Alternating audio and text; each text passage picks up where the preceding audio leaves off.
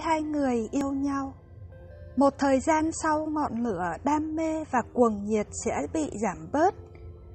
Đa phần trong chúng ta học cách chấp nhận và cùng đối phương bước vào một giai đoạn mới của tình yêu. Nhưng cũng có một số người cảm thấy nhàm chán với cảm giác đó, và họ mong muốn tìm kiếm lại sự say mê, cuốn hút như thuở ban đầu, với những con người mới. Và đây là những dấu hiệu mà bạn không thể xem thường. Những cuộc hẹn thưa dần. Đúng là chúng ta không thể bỏ qua công việc của mình chỉ để dành thời gian cho chuyện yêu đương. Nhưng tại sao thời gian đầu mới yêu, người đó luôn sẵn sàng cho những cuộc hẹn, còn bây giờ thì không? Chỉ cần gặp nhau để uống hết một tách cà phê, cũng không tốn thời gian đến mức làm ảnh hưởng tới công việc. Rất có thể đó là lý do để chàng dành cho những mối quan hệ ngoài luồng. Ăn mặc đẹp hơn. Bỗng dưng tủ quần áo của chàng đầy lên gấp 2-3 lần chỉ trong vòng 2 tháng. Dù gần đây hai bạn rất ít khi hẹn hò hay lên lịch đưa nhau đi chơi, có thể anh ấy đang muốn trở nên đẹp hơn trong mắt ai đó không phải là bạn. Người đó có thể là đồng nghiệp, bạn cùng lớp, hay chỉ là một người nào đó trong cuộc sống của chàng. Và nếu anh ấy bỗng nhiên đầu tư nhiều thời gian hơn cho chuyện làm đẹp, dù chàng bảo rằng chỉ đến tiệm tạp hóa mua đồ hay đi cà phê tán gẫu với bạn bè, có thể đã có chuyện rồi. Luôn giữ điện thoại bên mình. Khi hai người đi cùng nhau, chàng không lúc nào không rời tay khỏi điện thoại. Dù không có tin nhắn đến, chàng cũng cài mật khẩu khác không để bạn biết, vội vàng cầm điện thoại khi có người gọi đến. Có thể chàng luôn cầm điện thoại trên tay, nhưng khi bạn nhắn tin thì rất lâu sau mới trả lời. Hoặc nếu trả lời thì cũng ngắn gọn nhất có thể. Hãy nhớ lại xem, đã bao lâu rồi chàng không chủ động nhắn tin trước. Điều này khá dễ nhận thấy chỉ là bạn đang tự lừa dối mình thôi. Hầu hết khi hai người yêu nhau thật lòng, thì ai cũng mong muốn được đối phương đề cập tới chuyện tương lai. Họ sẽ muốn cùng bạn phác thảo ra kế hoạch để cả hai cùng phấn đấu và tập làm quen với sự xuất hiện của người kia trong cuộc sống của mình. Còn ngược lại, họ không muốn tính tương lai với bạn, chỉ có thể là họ đã có một phương án khác.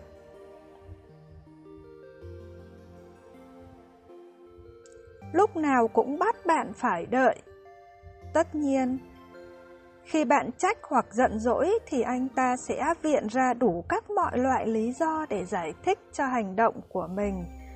Nhưng bạn thử nghĩ xem, nếu chuyện này thường xuyên xảy ra, có phải anh ta không hề tôn trọng bạn?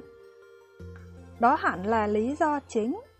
Vì nếu chàng yêu bạn thật lòng, không bao giờ anh ta để bạn phải chờ đợi như thế.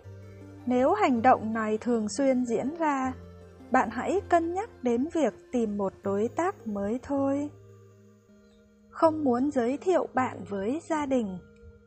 Nếu bạn đã hẹn hò trong một thời gian dài, nhưng đối tác của bạn không vội vàng để giới thiệu bạn với bạn bè hay bố, mẹ của họ, đó là một dấu hiệu đáng báo động. Nếu họ nghiêm túc về bạn, họ sẽ không ngần ngại. Họ có nói rằng họ chưa sẵn sàng, trong khi bạn liên tục tìm ra lời bào chữa cho hành vi của họ. Có lẽ bạn không muốn đối mặt với sự thật, bạn không còn quan trọng trong trái tim họ nữa. Nổi nóng vô cớ. Chúng ta ai cũng đều có thể gặp các vấn đề áp lực từ công việc, các mối quan hệ xã hội, tài chính. Nhưng như thế không có nghĩa là chúng ta được quyền trút xả chúng lên người mình yêu thương.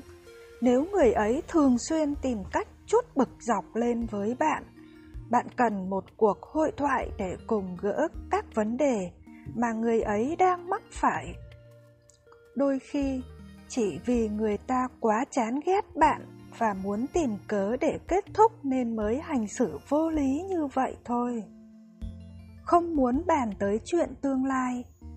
Hầu hết khi hai người yêu nhau thật lòng, thì ai cũng mong muốn được đối phương đề cập tới chuyện tương lai. Họ sẽ muốn cùng bạn phác thảo ra kế hoạch để cả hai cùng phấn đấu và tập làm quen với sự xuất hiện của người kia trong cuộc sống của mình.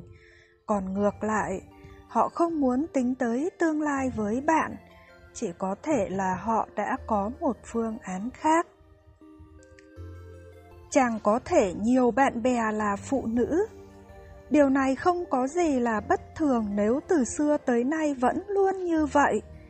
Tuy nhiên, bạn nên cảnh giác nếu bỗng nhiên chàng có thể nhiều bạn gái, những người bạn chưa bao giờ gặp. Lúc nào gọi điện cũng hết pin. Bạn thường xuyên không gọi được điện thoại cho anh ấy vì máy chàng hết pin. Tất nhiên, đó chỉ là lý do mà chàng đưa ra và bạn không thể kiểm chứng được điều đó. Nếu hiện tượng này thường xuyên diễn ra hơn mức bình thường, bạn cần cảnh giác. Có thể chàng đã có không gian riêng ấm cúng bên người phụ nữ khác.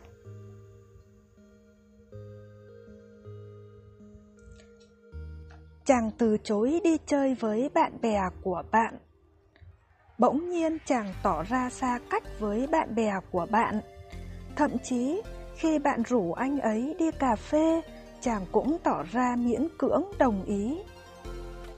Lý do luôn được anh ấy đưa ra là anh rất bận.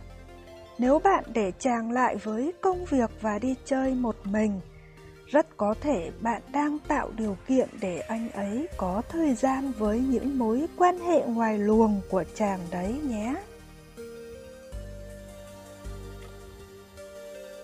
Chàng không trả lời tin nhắn của bạn. Trong khi bạn đang mong chờ tin nhắn trả lời của anh ấy, thì chàng lặn mất tăm hoặc phải mất đến cả tiếng sau mới trả lời.